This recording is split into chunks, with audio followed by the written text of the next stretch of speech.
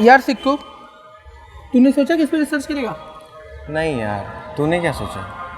मैं तो सोच रहा हूँ एक साइंटिस्ट पे कर दूँ, एक पूरी बुक बन जाएगी। तू भी कुछ सोच। हाँ भाई, सोचता हूँ। अभी तो कुछ दिमाग में है नहीं। चल ठीक है, तो फिर मिलते हैं। हाँ, मिलते हैं भाई।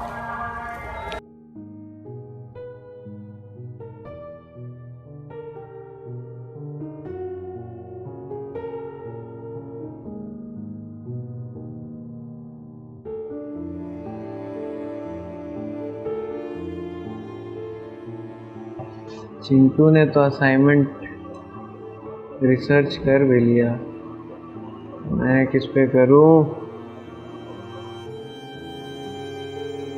एक खतरनाक क्रिमिनल, एक वैश्या दरिंदा जिसने पता नहीं आज तक कितने लोगों को मारा है, आखिरकार पुलिस के हत्थे चढ़ चुका है। पुलिस के लिए भी ये एक मिस्ट्री थी कि आखिर अचानक से शहर में इतने सारे कत्ल कैसे हो रहे हैं। और हैरान कर देने वाली बात तो ये है कि खूनी ने खुद को खुद से सरेंडर कर दिया है। इनसे जब पूछा गया कि इन्होंने आखिर ऐसा क्यों किया, तो इनका जवाब ये है कि हाँ, मेरी लिस्ट पूरी हो गई थी। मेरी छोटी बच्ची थी, मैं बहुत गरीब था। मेरी बच्ची और मैं रोज भीख मांगने जाया करते थे। बस एक रोज एक साहब ने मेरी बच्ची को और मुझे बहुत मारा, बहुत ही बेरहमी के साथ मारा, जिससे मेरी बच्ची चल बसी। तब से मैंने कसम खाई कि जहां भी मैं किसी ऐसे व्यक्ति को देखूंगा जो गरीबों की इज्जत नहीं करता और जो बच्चों को मारता है, मैं उन लोगों को मारूंगा। हाँ, तब से मैंने करीब 10 लोगों को मार दिया है, ताकि समाज में संतुलन बना रहे, ताकि लोग गरीब की और बच्चों की इज्जत करें। हाँ, अब किसी को तो शुरुआत करना ही था ना, है? वरना लोग ऐसे ही अत्याचार करते रहते। हाँ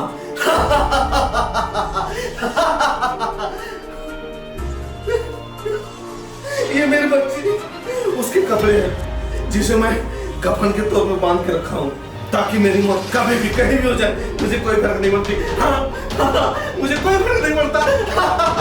मुझे कोई फर्क नहीं पड़ता। तो ये कहना था कातिल जो पुलिस के हत्थे चढ़ चुका है। हमारे समाज के कुछ कुप्रथा, कुछ घटिया मानसिकता और कुछ लालची लोगों की वजह से कई बार एक आम इंसान एक साइको किलर बन जाता है, जिसका परिणाम ये होता है कि कई बार कोई मासूम इंसान इनके हत्थे चढ़ जाता है। कैमरामैन आशीष के साथ नेहा। चलो देखता हूँ, शायद इंटरनेट में ही कुछ मिल जाए इस साइको किलर के बारे में। और इस बार तो मैं चिंटू को बताने वाला नहीं हूँ, क्योंकि पिछले बार उसने मेरा प्रोजेक्ट चोरी करके मुझसे भी अच्छे मार्क्स ले आए थे। इस बार तो मैं उसे नहीं बताऊंगा। साइको किलर क्या? जेफरी।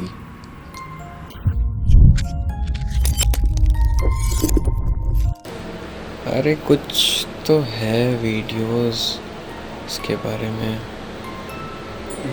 इसकी वीडियोस देखता हूँ शायद इस वीडियोस से ही मुझे कुछ मटेरियल्स मिल जाए अपने रिसर्च के लिए। कितने मर्डर किए इसने? 20 मर्डर। बाप रे, पहला मर्डर इसने कैसे किया था? अब मैं क्या करता मैडम, मुझे तो मुक्त करना था अपने परिवार को। परिवार के लिए आदमी बाहर जाता है, कुत्ते की तरह मेहनत करता, पागलों की तरह पसीना बहाता है। हाँ, और अगर कोई आपकी मेहनत नहीं देखता, सिर्फ देखता आप में कमियां। मैंने अपने बॉस के लिए क्या नहीं किया, दिन रात मेहनत की, डबल शिफ्ट की, रात रात बाहर काम किया। और उसने क्या किया? जब एक बड़ा कॉन्ट्रैक्ट मिला तो उसने सारा क्रेडिट खुद रख लिया। हाँ? मुझे कुछ नहीं दिया। और जब मैंने इस बारे में उससे बात की तो मुझे नौकरी से निकाल दिया। हाँ? मेरी एक छोटी बच्ची, एक बीवी है जो दमे से बीमार थी। मैं नौकरी के लिए दर दर भटकता रहा, मगर मुझे उसे नौकरी नहीं पाने दी। उसने सब जगह ये फैला दिया कि मैं चोर हूं।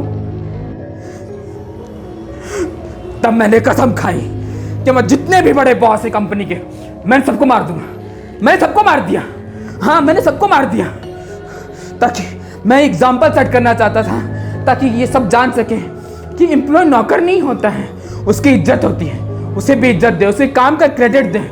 और मेरा मकसद पूरा हुआ, फिर मैंने सरेंडर कर दिया बस। तुम्हें कैसे मारा सर? मैं सबसे पहले तो ये देखता था कि कौन परेशान है, अपने दोस्तों से बात करता था और मैं परेशान लोगों से मिलता था। आज के टाइम पे हर इंसान परेशान है, हर जगह आपको परेशान इंसान मिल जाएंगे। अच्छा, ये तो बहुत बेरहम कातिल लग रहा है। मिल गया आइडिया, अब मैं इसी पे रिसर्च करूंगा। दूसरा मर्डर कैसे किया था इसने? अरे बाप रे, ये आदमी तो बड़ा भयानक लगता है, पर पता नहीं क्यों इसका दर्द मुझे अपना सा लगता है। मुझे इस पे ही प्रोजेक्ट बनाना होगा। इसके बारे में और रिसर्च करता हूँ।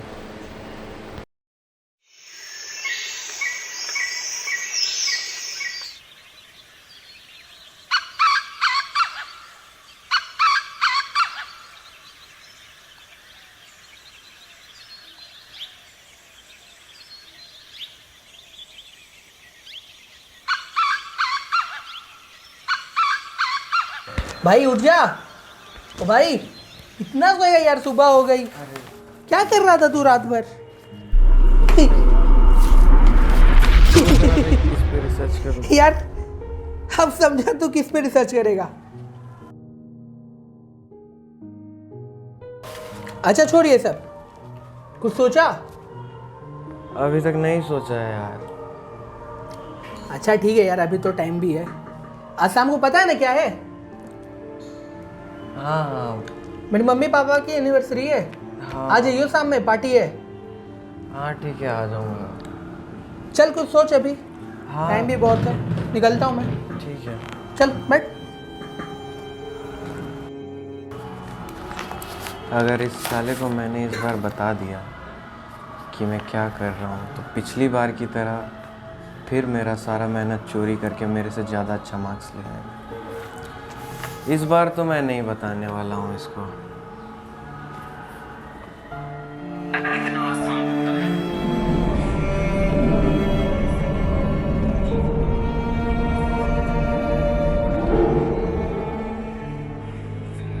मैंने उसे मारा। मेरा बॉस ठरकी था, काम वाम कुछ करता नहीं था, सिर्फ काम वासना थी उसमें। जब मेरा सब कुछ लुट गया, मैंने बहुत दिनों तक उन पे नजर रखी और आखिरकार मुझे मौका मिल गया। हर फेस्टिवल में उसकी फैमिली पूरी गांव जाती थी उसे छोड़कर, और यही सही मौका था। ये मुझे पहले से पता था। मैंने लड़की बनकर पहचान बनाई, चिट्ठियां लिखी ताकि एक दूसरे को हम जान सकें। फिर मैंने फेस्टिवल पे उसे बुलाया अपने घर। किसी लालची इंसान की कमजोरी जानना कितना आसान होता है। उसे क्या पता कि वो अपनी मौत के पास खुद चलकर आ रहा है। फिर मैंने क्या, उसका चेहरा पकड़ा, उसका चेहरा ढका और उसे ऐसी मौत दी जिसका वो हकदार था।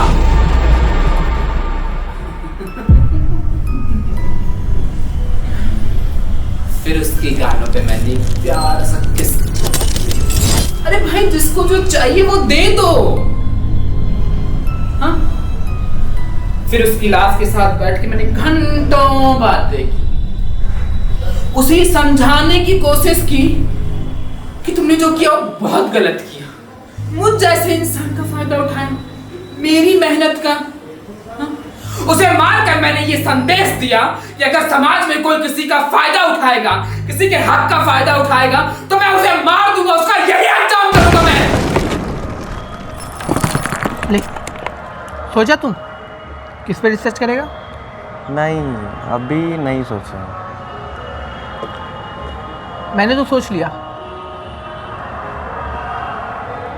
थॉमस एडिसन, उसी पे करूंगा। Thomas Edison? अरे वही ना जिन्होंने इलेक्ट्रिक बल्ब का इन्वेंशन किया था? हाँ बे वही, बहुत अच्छा इंसान था। सुना है कुछ लोगों का काम चोरी करता था। चोरी करता था? लेकिन इंसान जीनियस था बॉस। हाँ भाई, चोरी करता था। खैर तू भी सोच कुछ अपने लिए। हाँ सोचते हैं भाई। इस इंसान ने अपना पहला मर्डर 1992 में किया था। लड़की बनकर उसे सुनसान जगह पर बुलाया और गले में रस्सी डालकर उसका दम घोट कर उसकी हत्या कर दी।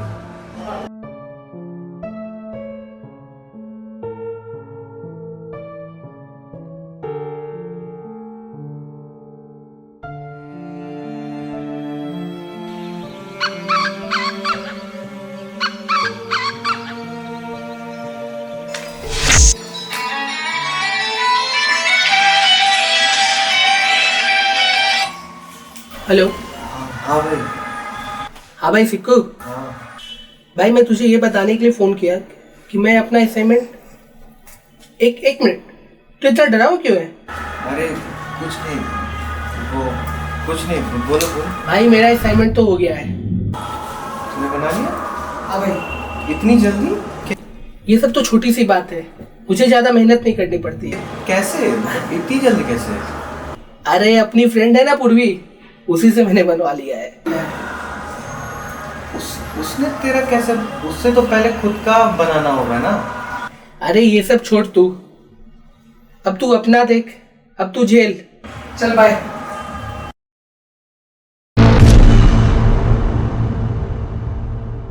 झेल नहीं। क्या? अरे कुछ नहीं। चल अभी काम कर रहा हूँ, अभी बाद में बात कर। हाँ ओके।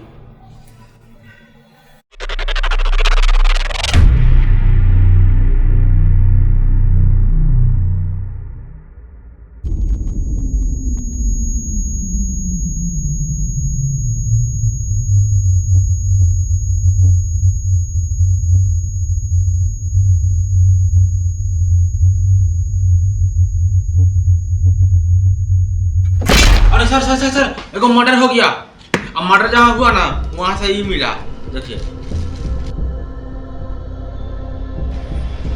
धोखे की सजा मौत होती है। और लास्ट पर देखिएगा ना सर, देखिए सर, बहुत बेजोड़ मारा, मार के कपाड़ा फोड़ दिया। हाँ, जख्म देख के तो लग रहा है कि इसके सर को किसी पत्थर से कुचा गया। इसके सर को बहुत गहरा जख्म लग रहा है। यार सर, विदेशी साला पी के आया होगा, टकरा गया होगा, कहीं से लुढ़क गया होगा। और ये पता है सर, कोई मनचला का काम होगा। चलिए ना सर, कोई मनचला को उठाते हैं, खाना पेलते हैं, मुंह खोल देगा सब। नहीं बेटा पवन, नहीं, कोई मनचले का काम नहीं होगा। क्योंकि मनचला अगर मर्डर करेगा ना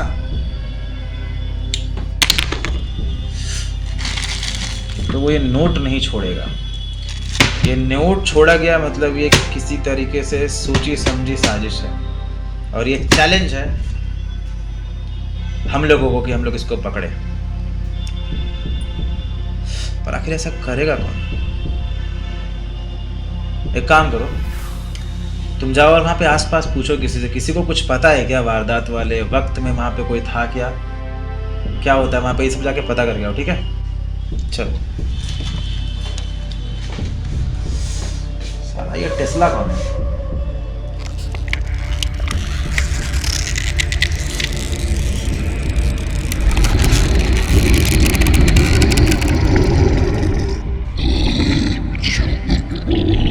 सर माँ बहुत लोग से पूछताछ की है। पूछताछ के दौरान पता चला कि वो जगह ना बहुत वीरान है, भूतिया उतिया वाला कहानी बना के रखा है ससुरा लोग। और वहाँ जो केमिकल वाला जो फैक्ट्री है ना सर, उसका पिछला वाला जगह है, वहाँ आदमी लोग जाता नहीं है ज़्यादा। किसी से कुछ पता नहीं चला? एगो आदमी अब मिला था, रामू नाम का आदमी। ससुरा बोलता है कि उसी दिन 12 बजे जिस दिन मर्डर हुआ ना सर, वही दिन वह 12 बजे बोला था कि हम गए थे कचरा फेंकने। ससुरा को दिखबे नहीं किया। अजीब बात है बेटा पवन, मुझे लगा था कि मर्डर हुई है रात में, पर 12 बजे तक अगर उसे वहाँ पे कुछ भी नहीं मिला। अच्छा, हम लोग कितने बजे पहुँचे थे? यही सांझे 5 बजे। 12 बजे वहाँ रामू पहुँचा जहाँ पे उस वक्त तक मर्डर नहीं हुई थी, और 5 बजे हम लोग पहुँचे जब मर्डर हो चुका है। यानी कि मर्डर दिन के उजाले में हुई है, 12 बजे से 5 बजे के बीच में। अच्छा, आसपास कोई सीसीटीवी कैमरा? नहीं सर, वैसा कोई तीसरा आंख नहीं था वहाँ। पोस्टमार्टम रिपोर्ट आई? सरकारी हॉस्पिटल में भेजाया पोस्टमार्टम रिपोर्ट, लटक ही रहा है अभी। अरे यार, अच्छा एक काम करो, तुम पोस्टमार्टम रिपोर्ट देखो और रिपोर्ट लेकर के आओ। ठीक। आखिर कौन है ये साला, दिन दहाड़े मर्डर कर रहा है।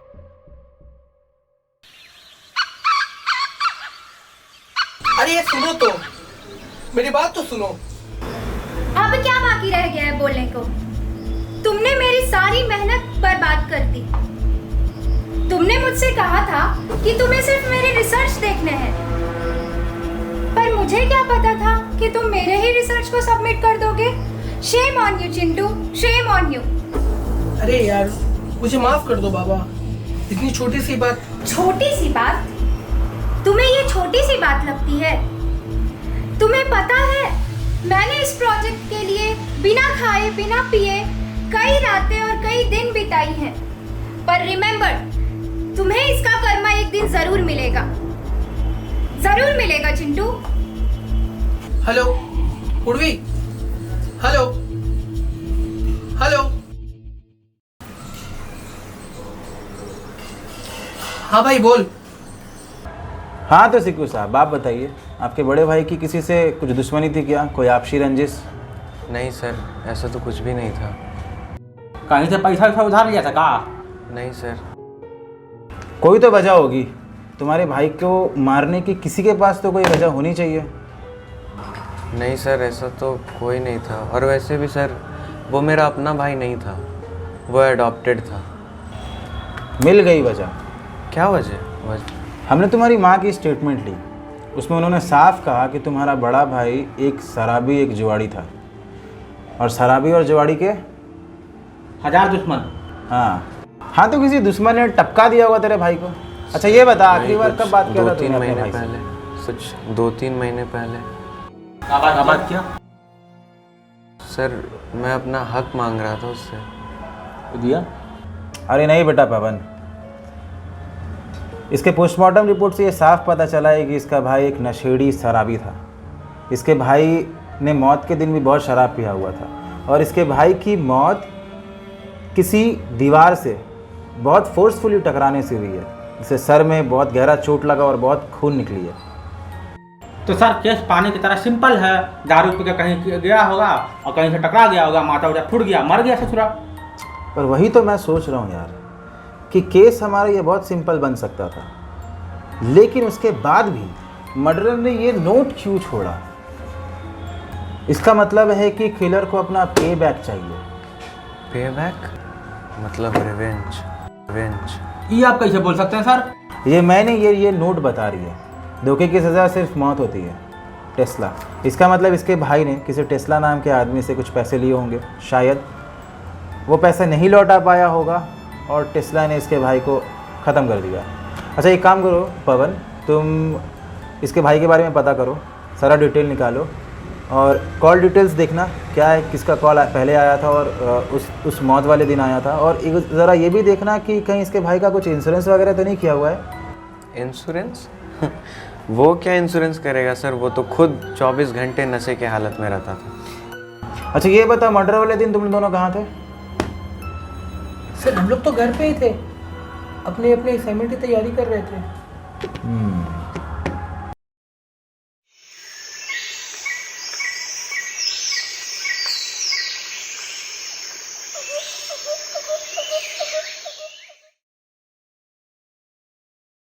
तो तुम्हारा बदला पूरा हुआ ना? तुमने अपने बॉस को मार दिया जिसने तुम्हारे साथ गलत किया था। मेरा बदला पूरा हुआ मेरा बदला। तो फिर इतने भयानक तरीके से उन लोगों को क्यों मारा? आखिर उनका कसूर क्या था? कसूर था मेरा, कसूर था। जब मैंने अपने बॉस को मारा तो मुझे आभास हुआ कि मैंने उसे मारा नहीं, उसे उसके लालच से आजाद कर दिया। ऐसा लालच जिसने उसे राक्षस बना रखा था, एक वैशी दरिंदा जिसने न जाने कितने घरों को उजाड़ दिया, कितने मासूमों को उसने मौत के घाट उतार दिया। ये लालच एक ऐसी चीज है ना जो इंसान को जीने नहीं देती, एक ऐसा नशा है जो आपको कुछ सुनने नहीं देता, किसी मजलूम के दर्द को, उसकी तड़प को, उसके आंसुओं को नहीं सुने देता। इसलिए मैंने उस लालच से उसे आजाद कर दिया। हाँ, जब मैंने अपने बॉस को मारा ना, उस दिन मेरे पुराने स्टाफ जो थे, जो कलीग्स थे, वो सब बहुत खुश हुए। ऐसा लगा जैसे उन्हें नई जिंदगी मिल गई और मुझे भी उस ऑफिस में एंट्री मिल गई, क्योंकि सारा काम तो मैंने किया था ना। सब पहले जैसा हो गया, एकदम नॉर्मल। फिर आखिर तुमने दूसरा मर्डर किया ही क्यों? नौकरी भी वापस मिली, मर्डर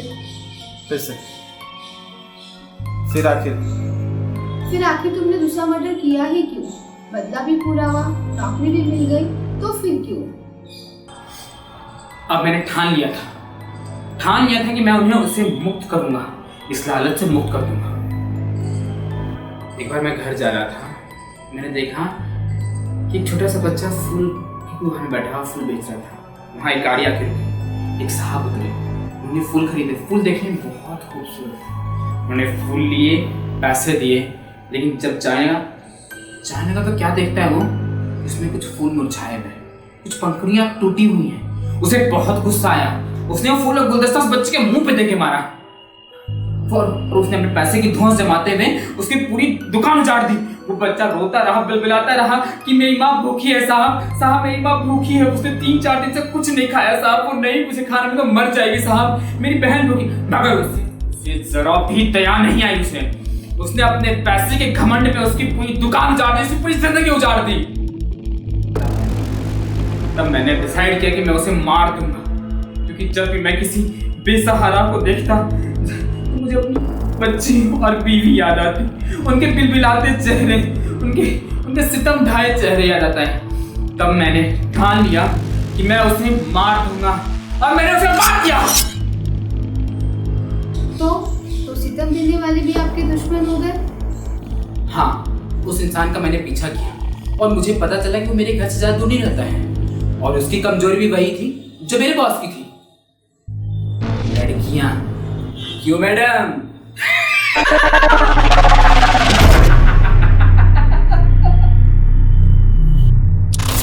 हाँ जानू, कहाँ रह गए आप?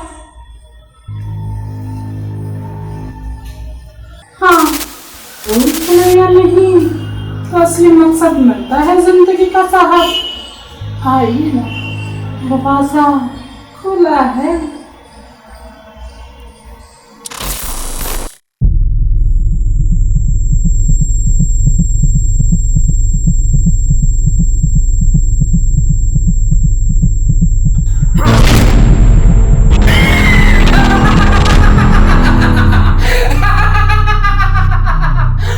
मैंने उसके टुकड़े टुकड़े कर दिए, इतने टुकड़े कि अगर वो खुद भी चाहे ना तो जोड़ नहीं सकता। हाँ, मैंने उसे आजाद कर दिया, आजाद कर दिया मैंने उसे।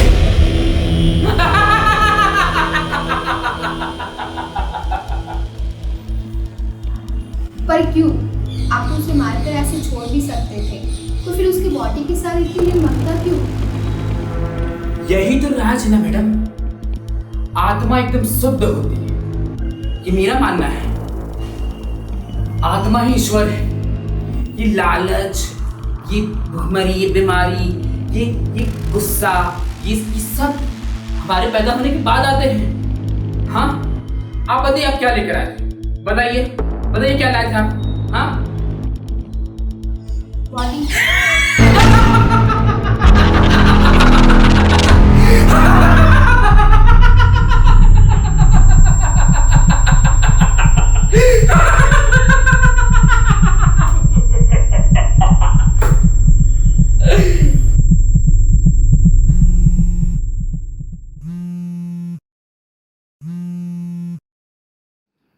हाँ, सिकंदर बाबू बोल रहे हैं क्या? हाँ, कौन? हाँ, थाना से सब इंस्पेक्टर बोल रहे हैं। बुलावा आया थाना से, बड़ा साहब बुलाए हैं। सर नहीं। आए हूँ, मत करो, जल्दी आओ। अच्छा ठीक है सर। हाँ तो सिकंदर बाबू, तुम्हारे बड़े भाई के मर्डर मिस्ट्री में हमें एक बहुत इम्पोर्टेंट क्लू मिला है। आपने मर्डरर को पकड़ लिया क्या? नहीं, अभी तक हमने मर्डरर को तो नहीं पकड़ा, पर हमारे हाथ में एक बहुत इम्पोर्टेंट क्लू मिला है और वो है ये। हमें ये पेन मिला है और हमें शक है कि ये एक स्टूडेंट का है। स्टूडेंट का कैसे सर? मतलब पेन तो कोई भी रख सकता है। पेन तो कोई भी रख सकता है, पर जिस एरिया में ये पेन मिला है वहाँ पे कोई पढ़े लिखे का काम है नहीं। वो एरिया शराबी गंजेड़ियों का अड्डा है। वहाँ पे कोई भी शराबी या गंजेड़ी पेन लेकर के शराब पीने क्यों जाएगा? इसका साफ मतलब है कि ये पेन किसी स्टूडेंट का है जो वहाँ पे गया, तुम्हारे बड़े भाई को मारा, ये नोट लिखा और इस पेन को वहीं फेंक के चला गया। सर आइएगा, मर्डर हो गया। अब क्या हुआ बेटा पवन? अब फोन आया था, कोई माथुर नाम का जो बिजनेसमैन नहीं है ओकरा ठग लगा दिया है। अरे वही मिस्टर माथुर जिनका बहुत बड़ा इलेक्ट्रॉनिक्स का बिजनेस है शहर में। हाँ, चलो चलो चलो चलो आते हैं। तुम्हारे भाई के कातिल को मैं जरूर पकड़ूंगा, ठीक है? ठीक है सिकंदर, चलो पहले इससे निपट लेता हूँ। कैसे हो सकता है पवन? आखिर ये कैसे हो सकता है? अरे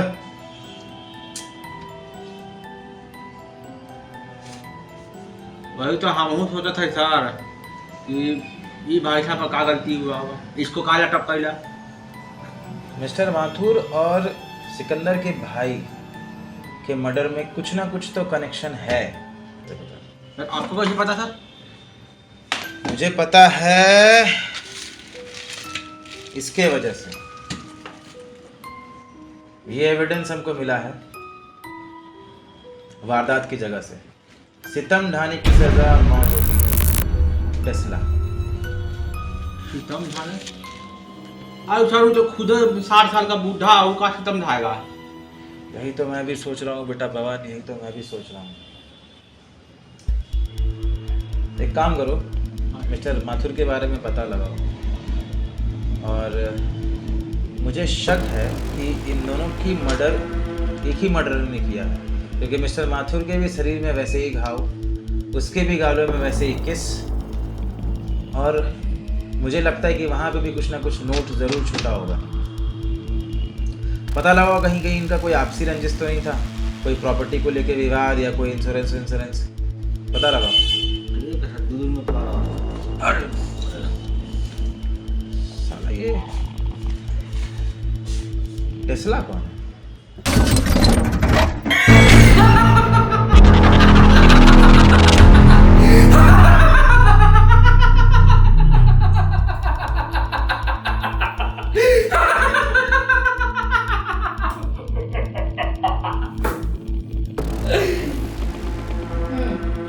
आई सी।